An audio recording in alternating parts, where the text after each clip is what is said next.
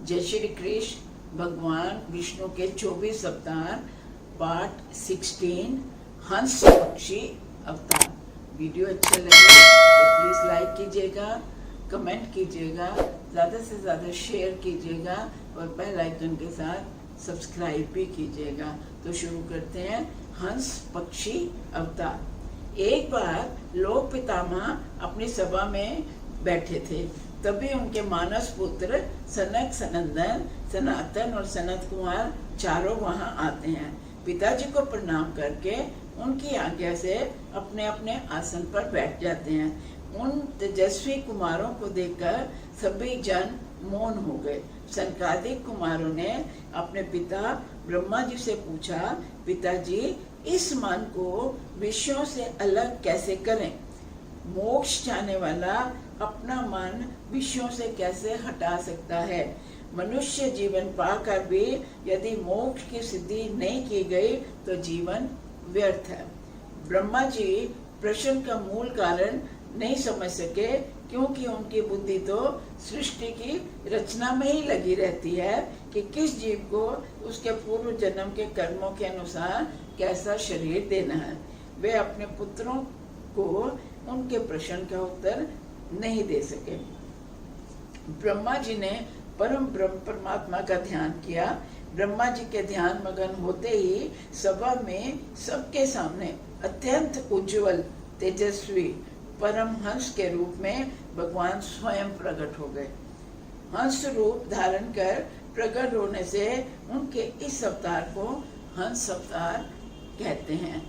उस अलौकिक हंस को देखकर सभा में उपस्थित सभी लोग खड़े हो जाते हैं और उन्हें प्रणाम करते हैं। उन्हें देखकर सनकादिक कुमारों ने पूछा, आप कौन हैं? भगवान हंस ने विचित्र उत्तर दिया, मैं इसको क्या उत्तर दूं? इसका तो निर्णय आप ही कर सकते हैं। यदि इस 5 भौतिक शरीर को आप कहते हैं तो देवता, मनुष्य, पशु, पक्षी आदि सभी के शरीर 5 तत्वों पृथ्वी 5 तत्वों के पृथ्वी, जल, अग्नि, वायु, आकाश से रस, रक्त, मेदा, मज्जला, अस्थि और शुक्र बनता है, जिससे शरीर का निर्माण होता है। जीव मेरा रूप है, परंतु विषयों का चिंतन करते करते विषयों में लिप्त हो जाता है और विषम मन में प्रवेश कर जाते हैं और फिर मन में ही स्थिर हो जाते हैं। अब आप लोग ही सोचो, निर्णय लो कि मन विषयों में जाता है या विषय मन में आते हैं। आत्मा का मन और विषयों के साथ कोई संबंध नहीं होता। मन से, वाणी से, दृष्टि से, इंद्रियों से जो कुछ भी ग्रहण किया जाता है वे सब मैं ही हूँ।